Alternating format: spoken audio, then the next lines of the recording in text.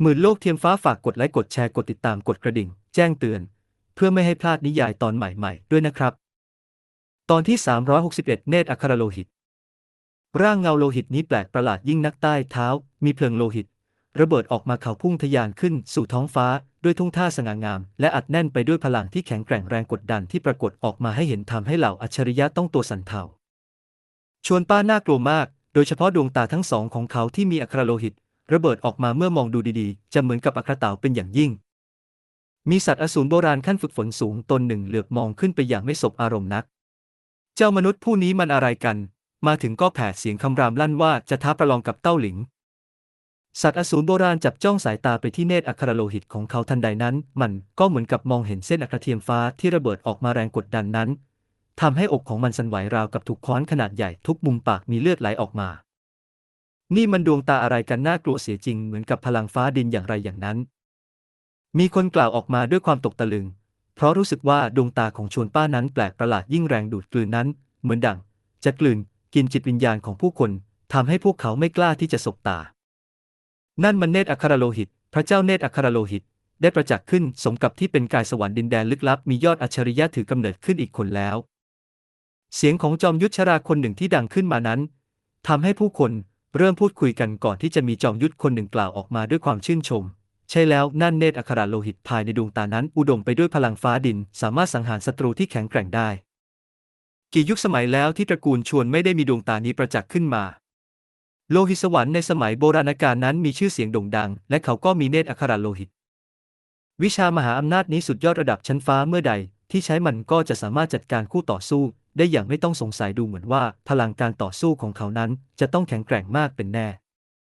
ผู้คนโดยรอบพลันกล่าวชื่นชมออกมาไม่หยุดชวนป้ายืนอยู่กลางท้องฟ้าผมยาวสีโลหิตปลิวสวายเพลิงโลหิตภายในดวงตาทั้งสองระเบิดออกมาก่อนที่จะแผดเสียงคำรามลั่นเต้าหลิงอยู่ที่ไหนข้าได้ยินมาว่าเจ้าเป็นอัจฉริยะของดินแดนลึกลับแค่ความกล้าที่จะออกมาประมือกับข้าแค่นี้ก็ไม่มีอย่างนั้นหรือเสียงด่าทอแผดดังก้องกังวานไปทั้งหุบเขาโอสถผู้คนโดยรอบไม่กล้าที่จะเอ่ยปากกล่าวอะไรเพราะด้านหลังของเขานั้นมีคนที่น่ากลัวสองคนอยู่ชายชราคนหนึ่งนั่งคัดสมาธิอยู่กลางห้วงมิดเปลวเพลิงโลหิตทั่วร่างลุกโชนแผดเผาประหนึ่งมหาสมุทรมันได้เข้าปกคลุมทั่วครึ่งท้องฟ้าเขาจะต้องเป็นระดับบรรพบุรุษเป็นแน่ส่วนอีกคนหนึ่งเป็นชายวัยกลางคนรูปร่างสูงใหญ่เขายืนอยู่ด้านหลังชวนป้านิ่งโดยที่ไม่เอ่ยอะไรทว่าภายในร่างกลับตลับอวนไปด้วยคลื่นพลังที่น่ากลัวเขาคือชวนฉีเหลิงเมื่อ20 ปีก่อนเขามีชื่อเสียงที่โด่งดังมากในดินแดนลึกลับทว่าน่าเสียดายที่ถูกอัจฉริยะของตระกูลเต้าโจมตีทำให้เขาเก็บตัวเงียบไม่ออกมาจากโลกภายนอกคิดไม่ถึงว่าในตอนนี้ขั้นฝึกฝนจะเก่งกาจถึงขั้นนี้แล้วตระกูลเต้าและตระกูลชวนนั้นเป็นคู่แค้นกันมาเนิ่นนานทั้งยังต่อสู้กันมาหลายครั้งชนะได้ก็ดีทว่าหากแพ้นั้นก็เป็นความอัปยศของตระกูลชวนชีเหลิงที่สามารถพัฒนาขึ้นมาได้ภายใต้ความอัปยศนี้นับว่าไม่ธรรมดา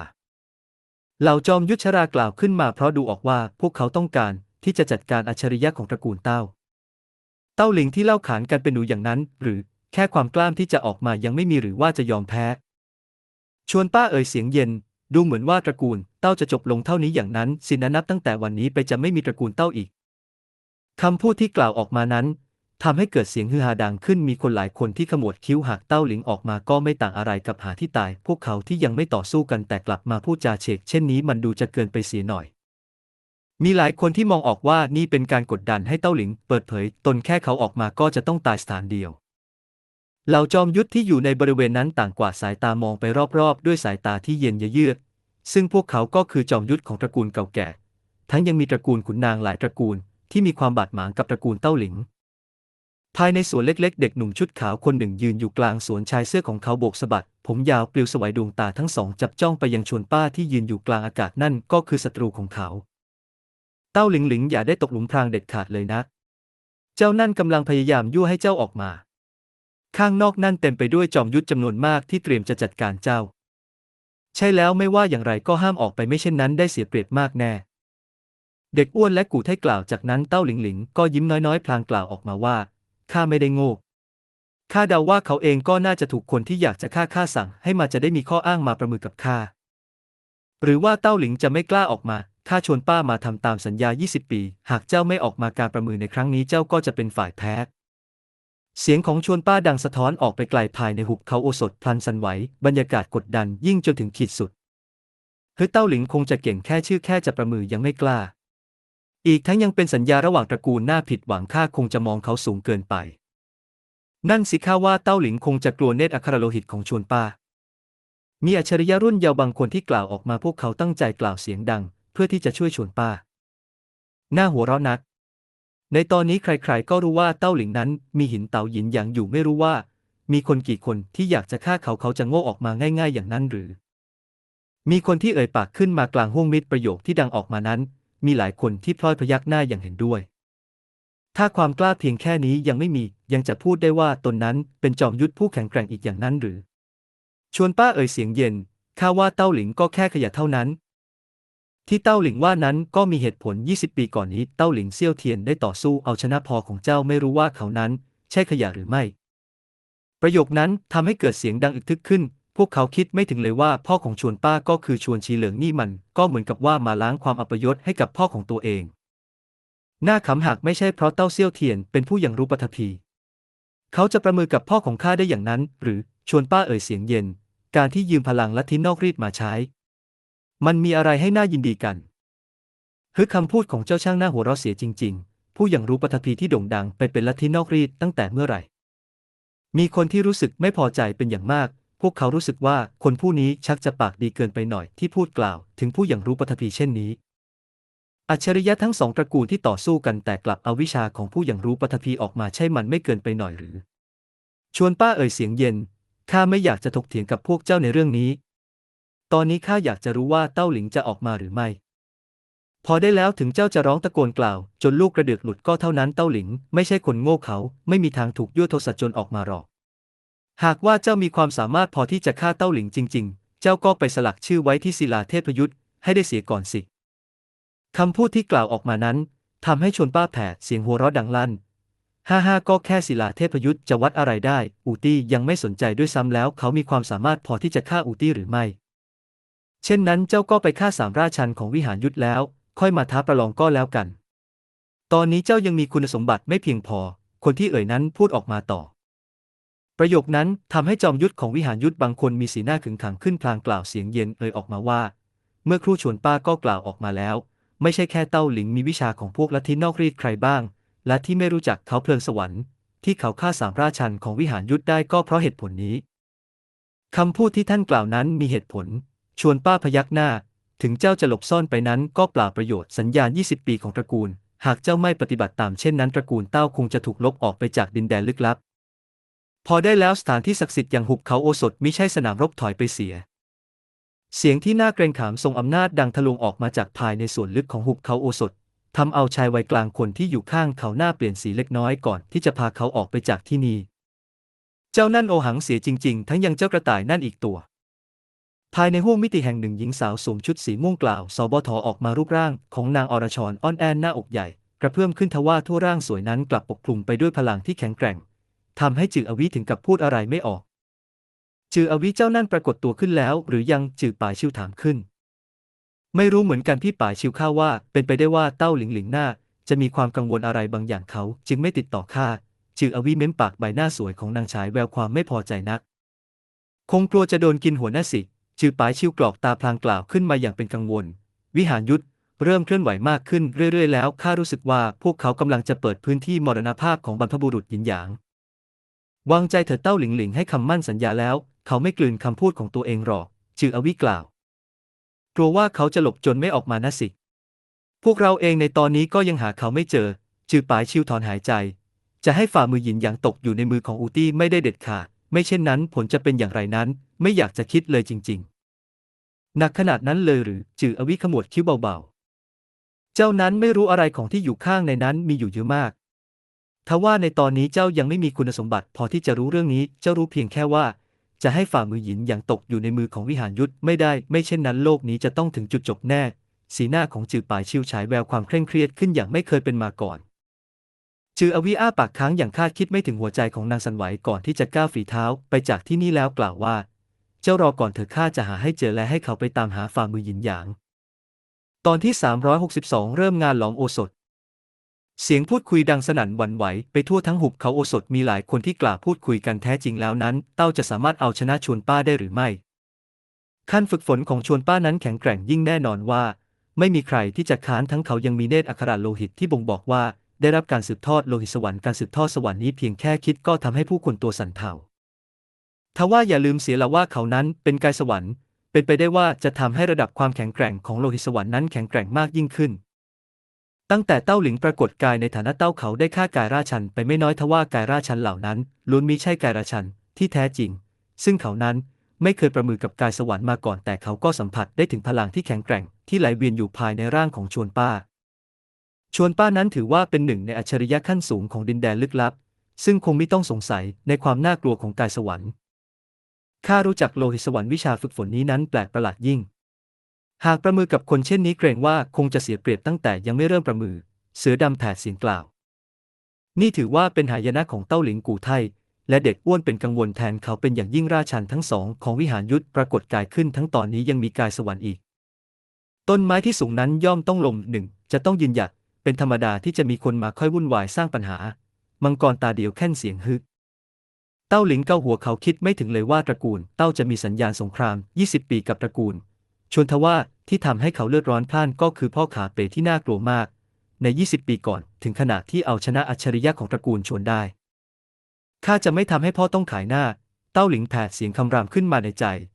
รอก่อนเธอวันที่ต้องประมือนั้นยังอีกไม่ไกลวันเวลา2 วันผ่านไปอย่างรวดเร็วเต้าหลิงหมั่นฝึกฝนอย่างตั้งอกตั้งใจเขาได้รับประสบการณ์ในการหลอมโอสถของปรมาจารย์นักปรุงโอสถศักดิ์สิทธิ์มามากซึ่งไม่สามารถที่จะอย่างรู้ทุกสิ่งอย่างได้ในเวลาสั้นๆซึ่งนี่ก็คือหอตำราลับทรงที่เต็มไปด้วยตำราโบราณกองเท่าภูเขาสำหรับนักปรุงโอสถแล้วนั้นมันก็เหมือนกับคลังสมบัติล้ำค่านักปรุงโอสถข้างในนี้นั้นต่างก็มีความเป็นมาที่ไม่ธรรมดาทั้งที่นี่ไม่ใช่ที่ที่ใครก็จะเข้ามาได้เต้าหลิงสามารถมาที่นี่ได้ก็เป็นเพราะบารมีของเย่วินเขานั่งขัดสมาธิอยู่ภายในมุมหนึ่งเบื้องหน้าเต็มไปด้วยตำราโบราณที่มีอยู่มานานหลายยุคสมัยได้ยินหรือไม่ของรางวัลในงานหลอมโอสถครั้งนี้ออกมาแล้วอูหวังต้งได้นำโอสถมังกรคะนองน้ำระดับ6ออกมาเชียวนักว่าไงนะโอสถมังกรคะนองน้ำระดับ6อย่างนั้นหรือโอสถนั้นจะต้องใช้เลือดของราชันมังกรคะนองน้ำมาหลอมไม่ใช่หรือข้าเองก็ได้ยินมาเหมือนกันในการหลอมโอสถมังกรคะนองน้ำระดับ6นั้นที่ยากที่สุดก็คือเลือดของราชันมังกรคะนองน้ำหากหลอมสำเร็จสามารถช่วยให้จอมยุทธขั้นผลัดเปลี่ยนสำเร็จการผลัดเปลี่ยนที่น่ากลัว1 ครั้งนักปรุงโอสถต่างก็ตาร้อนเผาจนแทบจะกระโดดด้วยความตื่นเต้นนำโอสถพิสดารนี้ออกมาเป็นของรางวัลอันดับ1อย่างนั้นหรือความเป็นมาของโอสถมังกรคะนองน้ำนั้นยิ่งใหญ่เป็นอย่างมากซึ่งจะต้องออกล่าราชันมังกรคะนองน้ำจึงจะสามารถหลอมมันออกมาได้โอสถนี้ไม่ใช่แค่สามารถช่วยสำเร็จผลัดเปลี่ยนอีกทั้งยังสามารถช่วยผลัดเปลี่ยนไปยังขั้นที่น่ากลัวได้เต้าหลิงเองก็ตกใจเช่นเดียวกันแววตาทั้งสองฉายแววความตกตะลึงทั้งยังแฝงไปด้วยเปลวเพลิงที่ร้อนระอุหลังจากที่เขาได้ยินดังนั้นมุมปากก็กระตุกรอยยิ้มขึ้นมาพลางกล่าวพึมพำออกมาในใจว่าฮึอู่หวังตงนำของล้ำค่าเช่นนี้มาเป็นที่1อย่างนั้นหรือเมื่อคิดที่อันดับ1ถึงแม้ว่าเต้าหลิงจะไม่มีโอกาสมากนักแต่เพื่อโอสถมังกรคะนองน้ำเขาจะต้องใช้พลังทั้งหมดที่มีคว้ามันมาให้จงได้ตอนนี้เขากำลังเป็นกังวลอยู่ว่าจะสำเร็จการผลัดเปลี่ยนครั้งที่3ได้อย่างไรคิดไม่ถึงว่าอู่หวังต้องจะโยนโชคลงมาให้โอสถมังกรคะนองน้ำนั้นน่ากลัวมากถึงแม้ว่าจะหาซื้อก็ไม่ใช่ว่าจะซื้อได้ง่ายๆนั่นใช่คนที่หาญกล้ามาล่วงเกินสิทธิ์พี่หรือเปล่าหนีมาฝึกอยู่ที่นี่เองเสียงเย็นยะเยือกดังสะท้อนออกมาก่อนที่จะมีชายหนุ่ม2 คนเดินออกมาจากด้านซ้ายและขวาเป็นเหตุทำให้ดึงดูดสายตาของผู้คนที่อยู่รอบๆพวกเขารู้ว่าพวกเขานั้นเป็นศิษย์กลุ่มผู้กุมกฎของหุบเขาโอสถที่มีอำนาจไม่น้อยเต้าหลิงมองเขม่นไปที่พวกเขาแวบหนึ่งพวกเขาทั้ง2 คนก็คือพวกที่ถูกกู่ไทและเด็กอ้วนใช้อินฝ่ามือยักย้ายโจมตีเจ้าหนูสายตาแบบนั้นคืออะไรในตาของตาลอิ่งพลันขึงขังขึ้นเขารู้สึกว่าสายตาของเด็กหนุ่มที่มองมานั้นราวกับกำลังดูถูกตนอยู่หากไม่มีธุระอะไรก็อย่าได้มารบกวนข้าไปเล่นตรงนู้นซักเต้าหลิงเรียบพลางเบนสายตาจับจ้องไปยังม้วนคัมภีร์โบราณที่อยู่ในมือผู้คนโดยรอบล้วนตกตะลึงยิ่งไม่รู้ว่าคนนี้มาจากที่ไหนเหตุใดถึงได้กล้ากล่าวว่าจากเช่นนั้นมีหลายคนที่ลุกขึ้นยืนเพื่อมองดูเหตุการณ์ที่เกิดขึ้นแววตาของตาอิ่งพลันขึงขังมากขึ้นเขาไม่อาจจะโจมตีคนนี้ได้จากนั้นเขาจึงกล่าวเย้ยออกมาว่าอยากจะฝึกฝนอย่างนั้นหรือ คิดว่ามีประโยชน์หรืออย่างไรหานกล้ามาท้าประลองสิทธิ์พี่ตาลจิงฮุยรนหาที่ตายนักว่าไงนะเขาท้าประลองตาลจิงฮุยอย่างนั้นหรือข้าไม่ได้ฟังผิดไปใช่หรือไม่ตาลจิงฮุยเป็นถึงนักปรุงโอสถระดับ5เชียวนักเจ้าฟังไม่ผิดเจ้าหนูนี่หานกล้านักเจ้าดูสิตอนนี้หนีมาฝึกฝนอยู่ที่นี่เหมือนดั่งสำนวนที่กล่าวว่าวัวหายแล้วจึงล้อมคอกแต่ต่างกันตรงที่เจ้านี่ปากดีเกินไปเสียยิ่งกว่าตาลอิ่งกล่าวเสียงเย็นประโยคหลังที่กล่าวออกมานั้นทำให้ผู้คนที่อยู่รอบๆระเบิดเสียงหัวเราะดังลั่น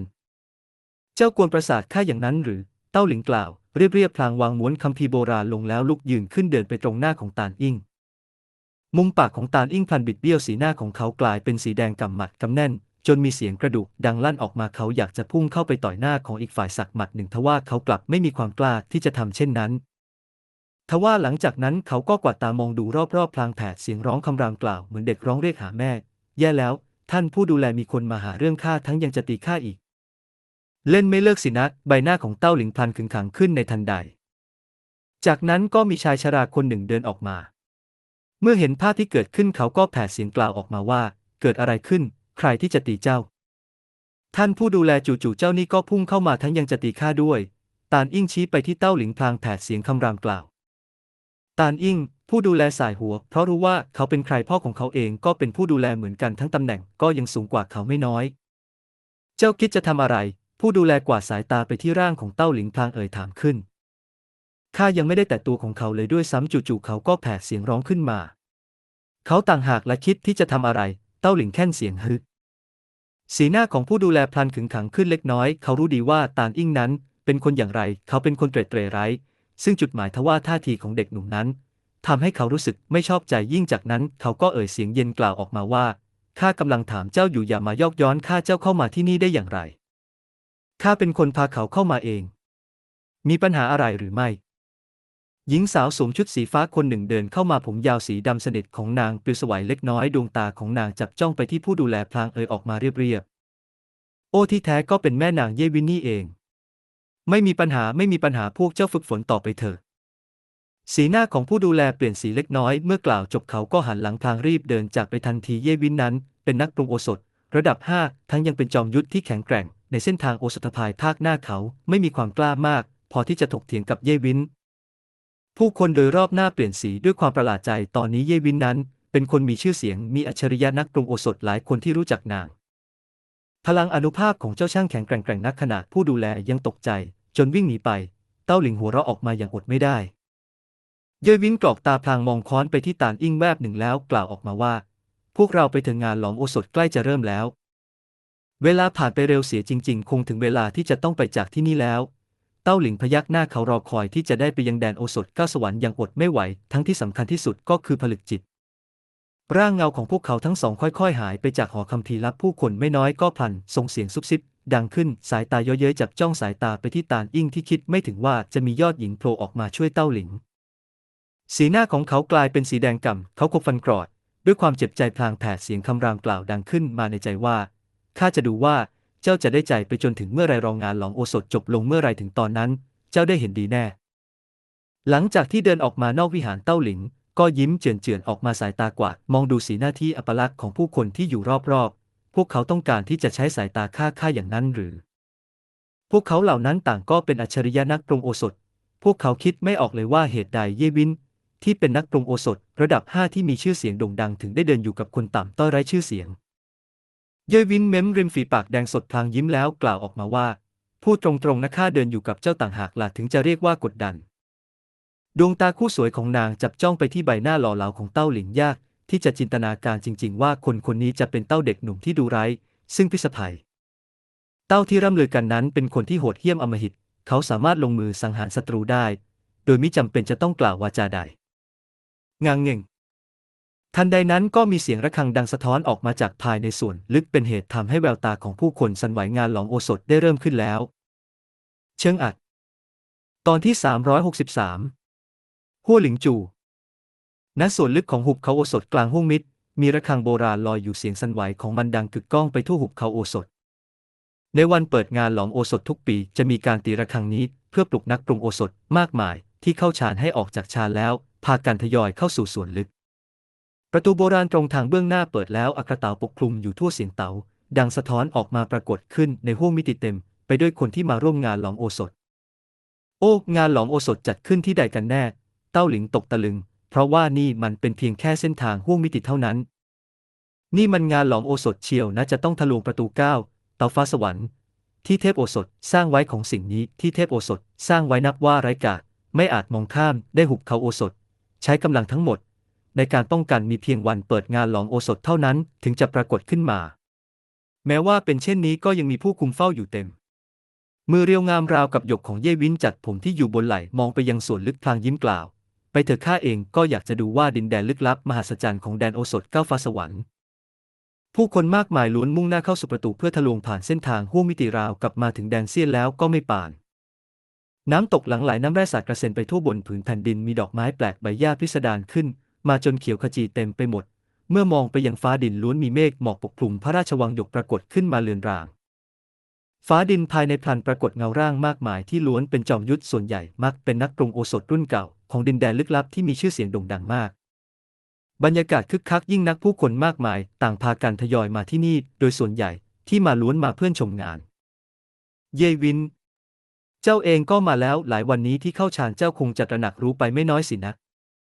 ตาลจิงฮุยพลันเดินเข้ามาพลางยิ้มให้เยวินในตาของเขากวาดมองไปยังเต้าหลิงก่อนจะกล่าวเสียงเย็นชา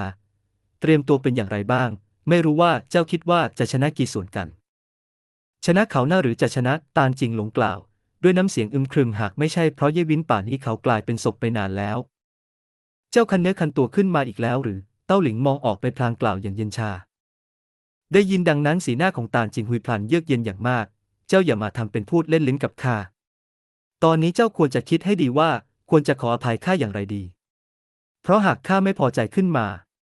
พอถึงเวลานั้นจะไม่ใช่แค่ขอโทษแน่เช่นนั้นข้าจะรอดูเต้าหลิงปลายตามองเขาแวบหนึ่งก่อนจะหันไปทางเบื้องหน้ารนหาที่ตายนักสีหน้าของตาลจิงหลงเยือกเย็นในใจกดข่มเปลวเพลิงแห่งความโกรธไว้ทว่าเมื่อลองคิดไปถึงตอนที่เต้าหลิงมาก้มหัวขอโทษเขาในใจของเขาพลันมีความสุขขึ้นมาเดิมทีตาลจิงฮุยไม่ได้เย็นเขาอยู่ในสายตาหากเขาเจ้าหนุ่มที่กระโจนออกมาจากไหนไม่รู้สามารถเอาชนะเขาได้เช่นนั้นเขาคงพุ่งไปชนเต้าหู้ตายแน่เบื้องหน้าพลันปรากฏสายรุ้งสวรรค์พาดผ่านมาระหว่างฟ้าดินนี่ก็คือรุ้งเต่า9สวรรค์ที่มีมานานตั้งแต่โบราณกาลสีสันมากมายหลากหลายแต่ละไอพลังเต่าปกคลุมทั่วแต่ละสายช่างเป็นรอยเต่าที่น่าหวาดกลัวนักในตาของเต้ากวาดมองไปยังรุ้งเต่า9สวรรค์อันใหญ่โตราวกับหุบเขา9เต่าเขารู้สึกว่ารอยสวรรค์ที่ปกคลุมอยู่น่าหวาดกลัวยิ่งนักจนทำให้เขาตกตะลึงนี่ก็คือแดนโอสถ9สวรรค์ที่มีมาตั้งแต่โบราณกาลจนถึงตอนนี้คนที่เข้าสู่ด่านที่4ได้ด้วยอายุที่น้อยกว่า25ปีก็นับว่าเป็นอัจฉริยะแล้วไม่รู้ว่างานในครั้งนี้จะมีคนผ่านไปได้หรือเปล่ามีจอมยุทธกำลังกล่าวออกมาเสียงต่ำเสียงนั้นดังสะท้อนไปไกลนี่ก็คือดินแดนโอสถ9สวรรค์ที่เทพโอสถสร้างขึ้นมาด้วยตนเองเมื่อใดที่มีคนอายุเกินเข้ามาล้วนถูกสังหารจนสิ้นไม่มีใครจะมาจับปลาในน้ำขุ่นได้ครั้งนี้จะต้องมีแน่ยังไม่เปิดงานก็มีนักปรุงโอสถระดับ5ปรากฏขึ้นมาเต็มแล้วขนาดแคว้นฮั่วก็ยังมีนักปรุงโอสถระดับ5 3คนแล้วมีคนหัวเราะมาแล้วนักบุญหญิงของวิหารเพลิงสวรรค์มาแล้วไม่รู้ว่าเป็นใครที่ร้องคำรามออกมาเสียงนั้นดึงดูดผู้คนมากมายให้ตื่นเต้นขึ้นมาชายหนุ่มมากมายล้วนตื่นเต้นดีใจยิ่งนักพวกเขาต่างพากันกวาดมองไปยังเบื้องหน้าสตรีในชุดคลุมสีแดงนางหนึ่งกำลังเดินเข้ามาผมเงางามสีแดงด่างเพลิงโบกสะบัดไปตามแรงลมผิวเนียนละเอียดในตาเรียวยาวมีกระพริบเล็กน้อยจนทำให้ผู้คนต่างพากันใจสั่นสตรีนางนี้งดงามยิ่งนักกระโปรงยาวโบกสะบัดชายเสื้อพลิ้วไหวไปตามสายลมเอวเรียวบางดูราวกับหงไฟที่มีชีวิตชีวาบุคลิกดูทะนงตัวในผู้คนนางก็คือฮั่วหลิงจูเป็นนักบุญหญิงของวิหารเพลิงสวรรค์ปีที่แล้วนางก็เป็นถึงนักปรุงโอสถระดับ5แล้วถือเป็นสุดยอดสตรีของแคว้นฮั่วน้อยมากที่นางจะปรากฏตัวภายนอกวิชาล้อมโอสถของนางไม่เพียงแต่หน้าหวาดกลัวพลังรบก็ยังเหนือชั้นผู้คนมากมายในเหตุการณ์ร้องออกมาด้วยความตกตะลึงเต้าหลิงขมวดคิ้วเล็กน้อยรู้สึกว่าสตรีนางนี้ดูแปลกประหลาดอยู่บ้างทว่าเขากลับไม่รู้จะพูดอย่างไรสตรีนางนี้ไม่ธรรมดามังกรตาเดียวกล่าวออกมารู้สึกว่านางไม่ทำอยู่บ้างทว่ากลับไม่รู้จะกล่าวอย่างไรดีเปลวเพลิงในร่างนางน่าหวาดกลัวมากน่าจะเป็นเพลิงสวรรค์ไม่เช่นนั้นคงไม่แข็งแกร่งเท่านี้แน่เสือดำกล่าว เมื่ออีกฝ่ายปรากฏตัวขึ้นมารอบด้านก็พลันวุ่นวายสายตาอะไรอาวรณ์มากมายต่างมองที่ไปยังฮั่วหลิงจูต่างย้ายไปยังร่างของชายหนุ่มชุดขาวปานหิมะผู้หนึ่งเขารูปร่างสูงใหญ่และดูสง่าผ่าเผยยิ่งนักบนใบหน้ามีรอยยิ้มประดับอยู่พลางผงกหัวให้กับผู้คนรอบด้านตานหยวนอูถือเป็นอัจฉริยะข้างกายฮั่วหลิงจูกับแคว้นฮั่วไม่รู้ว่าพวกเขาสองคนใครเก่งกว่ากันแต่ยังไงก็เป็นอัจฉริยะที่มีความสามารถวันหน้าจะต้องประสบความสำเร็จในโลกหลองโอสถอย่างโด่งดังแน่ผู้อาวุโสมากมายต่างพากันถอนหายใจคนรุ่นเยาว์นี่ช่างน่ากลัวเกินไปแล้วดินแดนลึกลับถึงกับมีอัจฉริยะปรากฏออกมาต่อเนื่องกันเช่นนี้เมื่อไม่กี่วันก่อนก็ยังมีกายสวรรค์ปรากฏตัวขึ้นมาอีกในโลกหลองโอสถก็มีอัจฉริยะปรากฏขึ้นมาไม่น้อยแม้แต่ชิงโจวเล็กๆก็ยังมีนักปรุงโอสถระดับ5ปรากฏตัวขึ้นมานี่ช่างเป็นยุคสมัยที่เต็มไปด้วยอัจฉริยะจริงๆการเปลี่ยนแปลงครั้งใหญ่ของโลกมาถึงแล้วไม่นานก็มีคนแก่คนเด็กทยอยกันเข้ามาจึงทำให้รอบด้านส่งเสียงดังจอมยุทธผู้อาวุโสส่วนมากรล้วนลุกยืนขึ้นอู่หวังต้องมาแล้วทว่าเขาไม่ได้มีสภาพจนตรอกหรือเหี้ยมโหดเหมือนก่อนหน้านี้บนร่างสวมใส่ชุดคลุมสีเงินงดงามสะอาดเอี่ยมเดินเข้ามาด้วยใบหน้าเคร่งขรึมในโลกปรุงโอสถอู่หวังต้องถือเป็นปรมาจารย์นักปรุงโอสถที่มีบารมีสูงส่งมากท่าทางของอู่หวังตกสงบและเคร่งขรึมเขาก้าวเดินอย่างมั่นคงไปยังวิหารวังข้างกายเขามีสตรีนางหนึ่งติดตามมาด้วยทำให้สายตาของผู้คนเต็มไปด้วยความประหลาดใจนี่ไม่ใช่อูวินปิงอย่างนั้นหรือช่วงเวลาก่อนหน้านี้นางได้ถูกเต้าเปลื้องผ้านางต่อหน้าผู้คนมากมายเช่นนั้นผู้คนมากมายล้วนคิดว่านางจะไม่มางานหลองโอสถแล้วคิดไม่ถึงว่านางจะยังมาอีกท่าทางของอูหยินปิงต่างจากเมื่อก่อนมากโดยสิ้นเชิงบนใบหน้าของนางเต็มไปด้วยรอยยิ้มช่วงเวลานี้นางถูกอูหวังต้องสั่งสอนอยู่นานนางถึงได้เดินออกมาจากในเงามืดคนรอบด้านไม่มีใครกล้าวิจารณ์นางสายตาของอูหยินปิงกวาดมองไปรอบด้านก่อนจะถูกตานจิงฮุยเชื้อเชิญเข้ามาแม่นางหยินปิงช่วงนี้เป็นอย่างไรบ้างตานจิงฮุยยอดไม่ได้ที่จะถามออกมาพี่จิงฮุยไม่ต้องกังวลเพียงแค่ร่างกายเท่านั้นเองไม่อาจมีผลอะไรกับใจของข้างได้หรอกอูหยินปิงหัวเราะออกมาทว่าในตากลับมีประกายแห่งความทุกข์แวบผ่านเต้าหลิงอยากจะหัวเราะยิ่งนักทันใดนั้นร่างกายเขาพลันบิดเบี้ยวเพราะมีมือเล็กยื่นมาหยิกอยู่ที่หลังเขาหน้าขันมากไหมเช่นนั้นก็หัวเราะให้ข้าดูหน่อยสิเปล่าไม่น่าขันไม่น่าขันเต้าหลิงรีบโบกไม้โบกมือเรื่องนี้เย่วินไม่ได้พูดอะไรมาโดยตลอดหากว่าอูหยินปิงรู้ว่าตัวการร้ายอยู่ที่นี่ไม่รู้ว่าจะยังคุยอย่างสงบเช่นนี้อยู่อีกไหมเย่วินเองก็มาแล้วอูหยินผิงมองไปยังนางด้วยท่าทางสูงส่งพลางกล่าวอย่างเฉยชาทันใดนั้นสายตาของนางพลันหันไปมองยังชายหนุ่มชุดขาวในตาทั้งคู่ของนางพลันเกรี้ยวโกรธครั้งก่อนในคลังสมบัติที่แคว้นชิงอูหยินปิงถูกเขายั่วโทสะไว้ไม่น้อยนางจึงให้สาวใช้ไปจับตัวเขาแต่สาวใช้นางนั้นไปแต่ไม่กลับมาเมื่อส่งคนไปตรวจสอบกลับคิดไม่ถึงว่าจะตายแล้วคิดไม่ถึงว่าเจ้าก็มาด้วย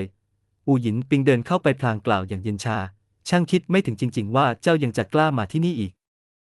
ทำไมมีเพียงแค่เจ้าที่มาได้แต่ข้ามาไม่ได้งั้นหรือเต้าหลิงยักไหล่ตานจิงฮุยพลันสายหน้าครั้งก่อนเขาก็เคยเตือนเต้าหลิงไปแล้วคิดไม่ถึงเลยว่าเขาจะไม่ได้สนใจดูท่าคนผู้นี้คงไม่เคยโดนกำราบบ้างกระมังถึงได้ไม่รู้จักสำรวมตนเช่นนี้อูหยินปิงหัวเราะออกมาอย่างเย็นชาในสายตาของนางเต้าหลิงก็เหมือนคนที่ตายไปแล้วหากไปทะเลาะกับคนตายนี่ไม่เท่ากับเป็นการลดฐานะของตนเองหรือตอนที่364ทะลวงด่านการวิพากษ์วิจารณ์ของผู้คนรอบด้านรุนแรงยิ่งนักเมื่อมีชายชราผู้หนึ่งเดินเข้ามาเหตุการณ์ก็พลันสงบเงียบลงชายชราผู้นี้สวมชุดขาวหนวดเคราและผมของเขาขาวปานหิมะอายุก็มากแต่กลับเต็มเปี่ยมไปด้วยพลังเขาเป็นผู้อาวุโสของหุบเขาโอสถ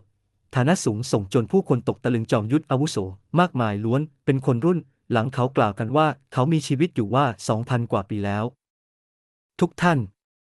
การที่ข้าได้มาเห็นนักหลอมโอสถหน้าใหม่ที่มีความสามารถมากขนาดนี้ข้าปลื้มใจยิ่งนักผู้อาวุโสใหญ่พลันหัวเราะขึ้นมาดินแดนลึกลับในวันนี้พอที่จะกล่าวได้ว่า100สำนักประชันความรู้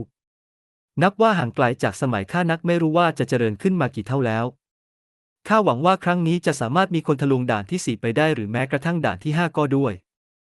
เมื่อพูดถึงด่านที่5ผู้คนรอบด้านต่างพากันส่งเสียงดังขึ้นมาแม้ว่าอู่หวังต้งและผู้อาวุโสใหญ่ก็ล้วนไม่เคยก้าวเข้าสู่ด้านนี้แค่นี้ก็แสดงให้เห็นถึงระดับความยากของด่านที่5แล้วว่าน่ากลัวขนาดไหนโอ้ไม่รู้ว่าในตอนที่ข้ามีชีวิตอยู่จะได้พบกับยอดอัจฉริยะแห่งยุคที่สามารถทะลวงด่านที่เทพโอสถสร้างไว้ทั้งหมดหรือไม่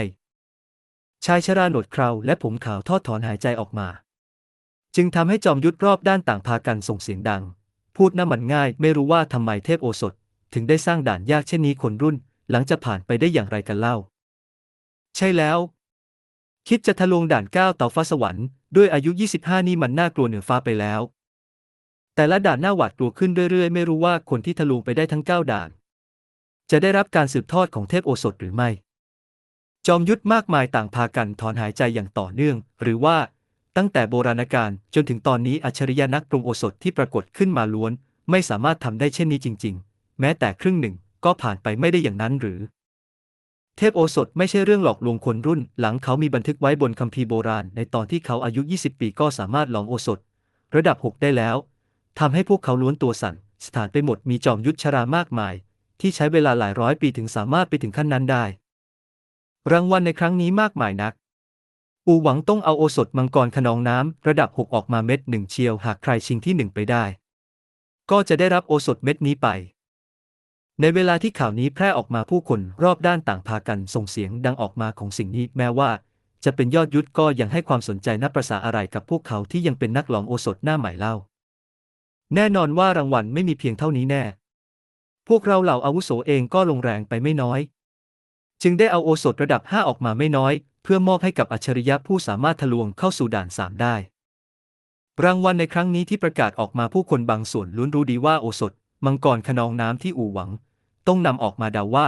เขาคงเตรียมไว้ให้สิทธิ์ของตนเองแน่หรือว่าเขามั่นใจว่าสิทธิ์ของเขาจะสามารถชนะได้กันเอาล่ะในตอนนี้งานโอสถเปิดแล้วผู้คนที่อยากจะเข้าร่วมก็ล้วนมาแล้วจำไว้ว่าอย่าได้ก่อความวุ่นวายไม่เช่นนั้นไม่ว่าใครก็ไม่อาจช่วยพวกเจ้าได้คำพูดที่กล่าวออกมาทำให้ผู้คนรอบด้านพลันเคลื่อนไหวก่อนจะมุ่งหน้า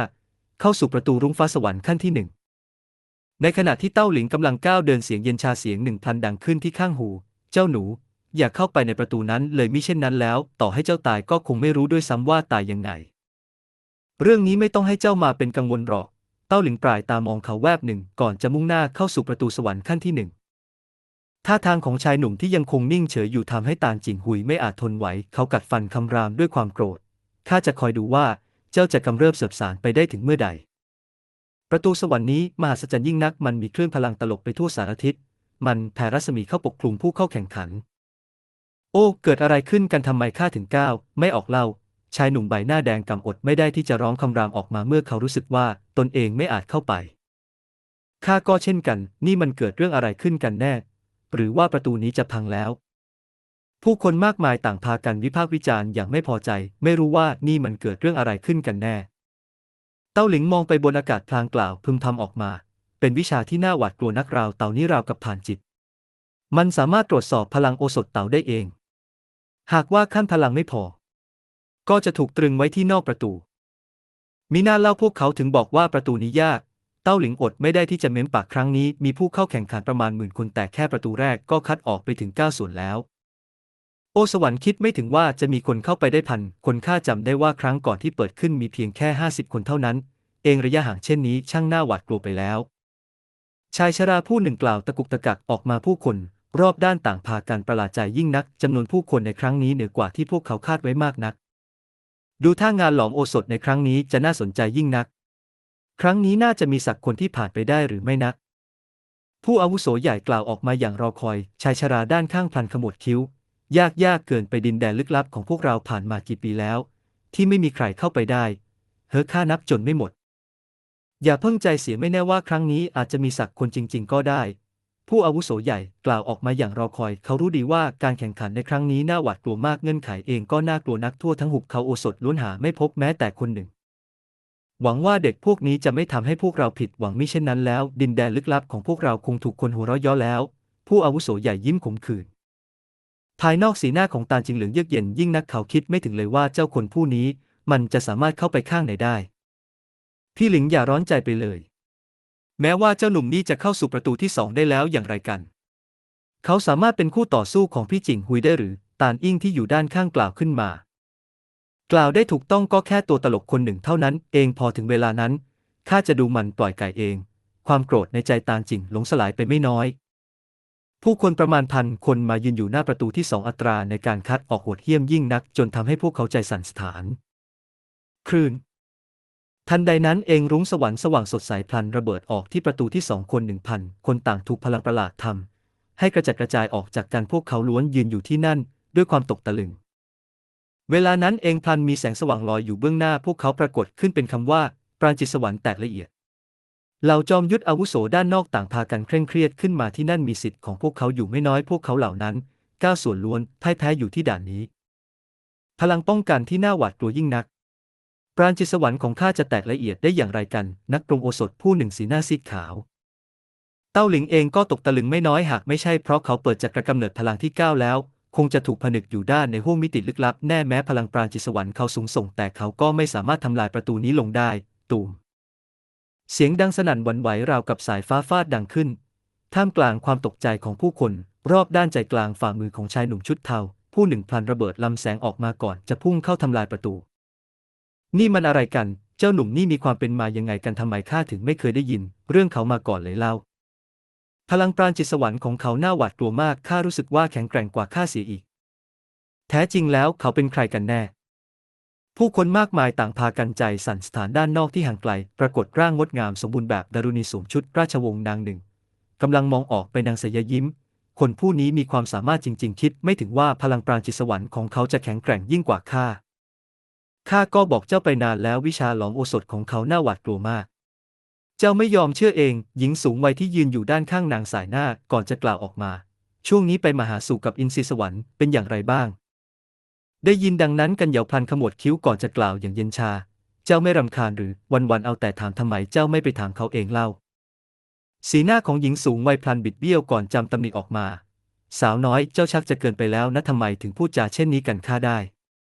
พวกเราล้วนหวังดีต่อเจ้าด้วยพลังของอินทรีสวรรค์ไม่ช้าก็เร็วจะต้องเฉิดฉายขึ้นมาแน่เมื่อเทียบกับเต้าใครแข็งแกร่งใครอ่อนแอกันเล่ากันเหยาแค่นเสียงทว่าบนใบหน้าล้วนเต็มไปด้วยความเขินอายระคนเกลียวโกรธทุกครั้งที่นางนึกถึงเรื่องที่ผลัดเปลี่ยนภายในสนามล้วนทำให้นางเคืองยิ่งนักเต้ากันเย่กว่าสายหน้าเต้าผู้นี้น่าหวาดกลัวมากเพียงแต่ว่าคนที่เขาไปล่วงเกินมีเยอะเกินไปชวนป้าที่ปรากฏขึ้นเมื่อไม่กี่วันก่อนไม่อาจมองข้ามได้เลยหากเขายังมีชีวิตรอดต่อไปได้ก็ค่อยว่ากันเถอะอีกอย่างเต้าผู้นี้ไร้ที่พึ่งถึงเขาจะอยู่ในขั้นผลัดเปลี่ยนแล้วแต่ก็เดาว่าคงไปได้ไม่เกินครึ่งก้าวหรอกกันเยกว่าไม่ได้ดูถูกเขาแต่เป็นเพราะแต่ละขั้นนั้นน่าหวาดกลัวมากหากได้ประเมินผู้อื่นต่ำเกินไปกันเหยาเอ่ยค้านนางรู้จักเต้าหลิงดีในตอนที่พบกันครั้งแรกเต้าหลิงเพิ่งจะอยู่ขั้นหลอมกายาทุกวันนี้เขาก็มีแต่ก้าวหน้าขึ้นกันเหยาในเวลานั้นอยู่ขั้นสถิตวิญญาณสูงสุดทว่าตอนนี้นักพรตน้อยที่อยู่ในขั้นหลอกกายาในอดีตผู้นั้นนักพรตน้อยที่ไม่รู้อะไรเลยเพียงเพื่อหินต้นกำเนิดร้อยกว่าช่างถึงกับแอบลงมาในสนามที่นางผลัดเปลี่ยนในตอนนี้กลับถือเป็นสุดยอดในใต้ล่าแล้วเขาตัวคนเดียวถึงกับกล้าท้าทายวิหารยุทธกล้าสังหารราชันเทวะของวิหารยุทธกล้ากำราบยอดอัจฉริยะของวิหารยุทธความเด็ดเดี่ยวกล้าหาญของเขาเช่นนี้ทุกเรื่องราวล้วนทำให้ฟ้าดินสั่นสะเทือนอีกทั้งระดับพลังของเขายังพัฒนาไปเร็วกว่านางนักตอนที่365การทดสอบที่น่าหวาดกลัวเต้าหลิงข้ามผ่านไปทีละ9เรื่องราวที่เขาผ่านมาได้ล้วนอาศัยตัวเองทั้งนั้นไม่ได้พึ่งพาใครเลยทุกสิ่งทุกอย่างล้วนเป็นตัวเขาที่ต่อสู้ดิ้นรนเพื่อให้ได้มันมาทุกครั้งที่ต่อสู้สุดชีวิตอยู่ระหว่างความเป็นความตายหรือจะไปแย่งชิงของล้ำค่าก็เพื่อจะทะลวงผ่านจะกลับไปอีกขั้นเท่านั้นทุกสิ่งทุกอย่างก็เพื่อสักวันหนึ่งเขาจะได้ทวงคืนความยุติธรรมให้กับตระกูลเต้าและเพื่อตัวเขาเองด้วยเช่นกันเป็นอย่างไรปราณจิตสวรรค์ของชายหนุ่มชุดเทายอดเยี่ยมมากใช่หรือไม่ข้ายังสัมผัสได้ถึงเปลวเพลิงที่น่าหวาดกลัวในร่างเขาด้วยนะผู้อาวุโสตานถิงที่อยู่ข้างกายผู้อาวุโสใหญ่กล่าวออกมาอย่างเฝ้ารอว่าเขาจะแสดงท่าทางอย่างไรออกมาคนผู้นี้ไม่เลวเลยทว่าไม่รู้ว่าวิชาหลอมโอสถของเขาจะเป็นอย่างไรลองดูไปก่อนแล้วค่อยว่ากันเถอะหากจะสรุปผลในตอนนี้คงจะเร็วเกินไปผู้อาวุโสใหญ่กล่าวออกมาก่อนจะเริ่มให้ความสนใจชายหนุ่มชุดเทาเต้าหลิงมองไปยังบานประตูใจกลางระหว่างคิ้วของเขาระเบิดลำแสงสีทองเจิดจ้าบาดตาออกมาคลื่นพลังปราณจิตสวรรค์ที่แข็งแกร่งพลันระเบิดออกพลังไหลมาหลอมรวมขึ้นเป็นหมัดก่อนจะซัดออกไปคลื่นประตูที่แข็งแกร่งพลันถูกทำลายลงเบื้องหน้าเต้าหลิงก่อนจะปรากฏเส้นทางขึ้นมาซึ่งก็คือเส้นทางที่มุ่งหน้าไปยังด่านที่3พลังปราณจิตสวรรค์ของเจ้าหนุ่มนั่นก็ไม่เลวเลยตาถิงมองไปยังชายหนุ่มผู้หนึ่งใบหน้าของเขาพลันมีรอยยิ้มปรากฏขึ้นมาผู้อาวุโสใหญ่เองก็จ้องมองด้วยความสนใจเช่นเดียวกันเมื่อมองไปได้ครู่หนึ่งเขาพลันขมวดคิ้วพลางกล่าวพึมพำแปลกนักทำไมข้าจึงรู้สึกว่ามองเจ้าหนุ่มนี่ไม่ออกกันนัก เจ้ามองผิดหรือเปล่าเด็กหนุ่มผู้หนึ่งเท่านั้นจะมีอะไรแปลกประหลาดไปได้กันตาลถิงหลุดหัวเราะออกมาอาจจะเป็นไปได้ผู้อาวุโสใหญ่กล่าวพึมพำออกมาเขารู้สึกว่าท่าทางของเต้าหลิงมีอะไรบางอย่างแปลกประหลาดประตูเริ่มพังทลายลงอย่างต่อเนื่องทว่าก็มีผู้คนไม่น้อยไม่อาจทำลายมันลงได้ผู้คนจำนวนมากก็ล้วนมีเหงื่อซึมออกมาจากหน้าผากต่างพากันหอบหายใจผู้ชมภายนอกล้วนหวาดผวารู้สึกว่าด่านนี้ช่างยากเกินไปแล้วจะต้องมีพลังปราณจิตสวรรค์ที่แข็งแกร่งสุดยอดเท่านั้นถึงจะสามารถทะลวงด่านนี้ได้ผ่านไปประมาณ10 อึดใจมีคนสีหน้าเปลี่ยนไปอย่างรุนแรงเขาพลันรู้สึกถึงคลื่นลมที่ม้วนเข้ามาแล้วพัดเขาออกไปยังภายนอกดินแดนโอสถ9 สวรรค์นี่มันเกิดเรื่องอะไรขึ้นกันอัจฉริยะของตระกูลข้าทำไมถึงถูกพัดออกมาเช่นนี้เล่าชายชราผู้กระทืบเท้าด้วยโทสะพลางร้องคำรามไม่ใช่แค่คนเดียวเท่านั้นแต่นักพรตเกือบ9 ส่วนล้วนถูกพัดออกมาผู้คนรอบด้านพลันส่งเสียงดังวุ่นวายขึ้นมาต่างไม่รู้ว่าเกิดเรื่องอะไรขึ้นกันแน่อย่าได้โวยวายไปด่านที่2นี้มีเวลาเพียงแค่10 อึดใจให้ทะลวงผ่านเท่านั้นเมื่อล้มเหลวก็ไม่อาจเข้าไปด้านในได้อีกเสียงของผู้อาวุโสใหญ่ระเบิดออกมาที่ข้างหูพวกเขาผู้คนรอบด้านพลันสงบลงในทันทีใบหน้าของผู้คนมากมายล้วนบิดเบี้ยวมีเวลาเพียงแค่10 อึดใจเท่านั้นเองหรือนี่มันไม่ยากเกินไปหน่อยหรืออัจฉริยะในตระกูลของพวกเราล้วนสามารถหลอมโอสถระดับ4ได้แล้วคิดไม่ถึงว่าจะพ่ายแพ้เช่นนี้แล้วอย่างไรกันการเข้าสู่แดนโอสถ9 สวรรค์แต่ละครั้งล้วนยากเช่นนี้ไหมและจะให้ทะลวงไปได้ง่ายๆได้อย่างไรกันผู้คนต่างพากันวิพากษ์วิจารณ์สายตาอิจฉามากมายล้วนจับจ้องไปยังคนที่ผ่านเข้าสู่ด่านที่3ในตอนแรกมีผู้เข้าร่วม10,000 คนในตอนนี้เวลาผ่านไปแค่15 นาทีก็เหลืออยู่เพียงแค่100 คนแล้วช่างเป็นเหตุการณ์ที่ดูเดือดยิ่งนักโอ้คิดไม่ถึงเลยว่าเจ้าก็จะมาด้วยเหมือนกันดูท่าครั้งก่อนที่เจ้าบอกว่าตนเองเป็นนักปรุงโอสถระดับ4คงจะเป็นเรื่องจริงกระมังเวลานี้ตาลจิงฮุยคิดว่าจะต้องชนะอย่างแน่นอนแต่เขาคิดไม่ถึงว่าจะเห็นใบหน้าคุ้นเคยของคนผู้หนึ่งในด่านนี้ด้วยสิ่งนี้ทำให้เขาตกตะลึงยิ่งนักข้าไม่เคยพูดโกหกเต้าหลิงปลายตามองเขาแวบหนึ่งยิ้มเล็กน้อยพลางกล่าวสำหรับโอสถเหลวน้ำเต้านี้ไม่ว่าอย่างไรเขาก็ต้องเอามาให้จนได้สีหน้าตกตะลึงของตาลจิงฮุยพลันหายไปอย่างรวดเร็วเมื่อเห็นท่าทางมุ่งมั่นที่จะชนะให้ได้ของเขาตาลจิงฮุยพลันกล่าวอย่างเย็นชาเช่นนั้นเมื่อผลแพ้ชนะออกมาก็จำคำพูดของเจ้าไว้ด้วยเตรียมโอสถเหลวน้ำเต้าของเจ้าไว้ให้ดีเถอะเต้าหลิงหัวเราะก่อนจะเดินไปเบื้องหน้าฮึโรนหาที่ตายนักข้าก็อยากจะดูนักว่าเจ้าจะเอาชนะข้ายังไงในตาของตาลจิงฮุยพลันอึมครึมลงเล็กน้อยหมัดกำแน่นเขาแค่นเสียงฮึอย่างเย็นชาก่อนจะมุ่งไปข้างหน้าไม่ใช่แค่เหนือความคาดหมายของเขาเท่านั้นในตาของอูหยินปิงรีลงนางเดินเข้าไปก่อนจะกวาดมองไปยังร่างของชายหนุ่มพลางกล่าวอย่างดูถูกไม่เลวนี่คิดไม่ถึงว่าจะทะลวงด่านที่2มาได้เจ้ามีปัญหางั้นหรือเต้าหลิงมองไปยังนางพลางกล่าวอย่างเฉยชาเมื่อมองเห็นท่าทางเฉยชาของชายหนุ่มในใจของอูหวินปิงพลันมีเปลวเพลิงแห่งความโกรธลุกโชนขึ้นมาก่อนที่นางจะกล่าวด้วยน้ำเสียงเฉียบขาดเจ้าหนุ่มเจ้าถือเป็นคนแรกเลยที่กล้าพูดจาเช่นนี้กับข้าจดจำเจ้าไว้แล้วหน้าของเจ้าเองก็หนามากถูกคนเปลืองผ้าต่อหน้าผู้คนมากมาย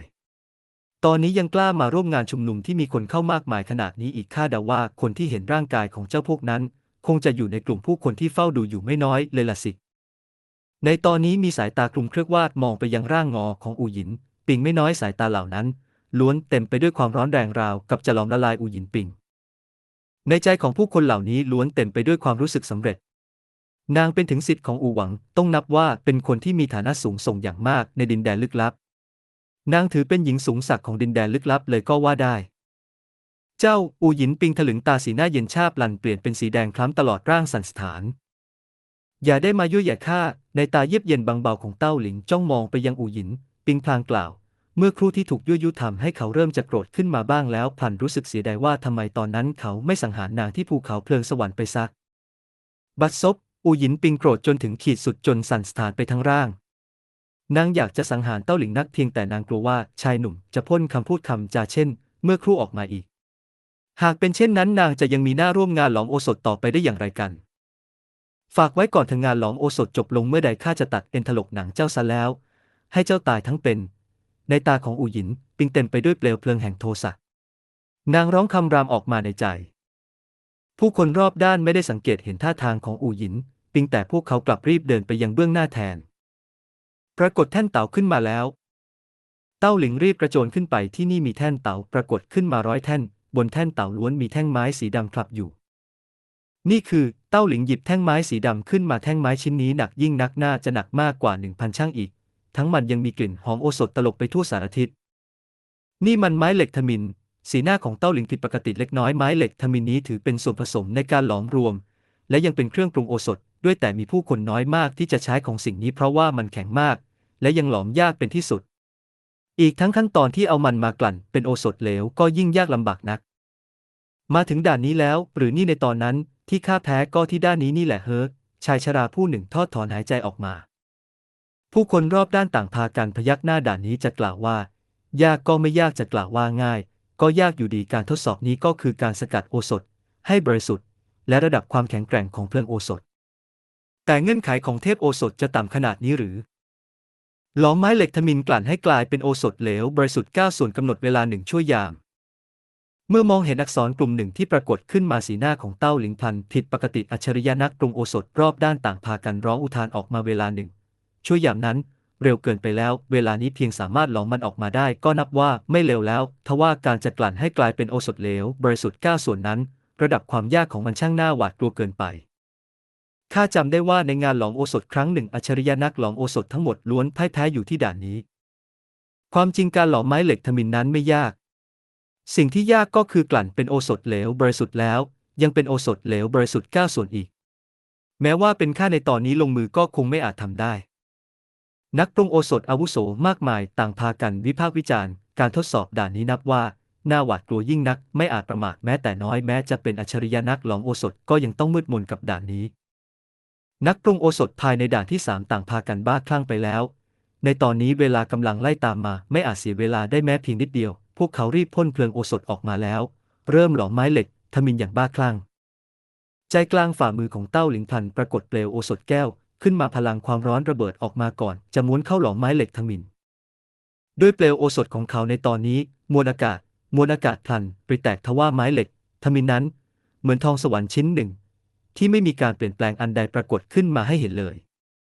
ช่างแข็งแกร่งจริงๆในตาของเต้าหลิงมีประกายไฟสว่างว่าฝ่ามือของเขาระเบิดพลังหน้าหวาดกลัวออกมาระดับความแข็งแกร่งของเปลวโอสถแก้วพลันเพิ่มขึ้นหลายเท่าตัวก่อนที่เขาจะเริ่มหลอมไม้เหล็กดำอย่างบ้าคลั่งช่องน้องสกายอัพนิยายเสียงเพราะทุกวันฝากกดไลค์กดแชร์กดติดตามเป็นกำลังใจให้น้องสกายด้วยนะครับ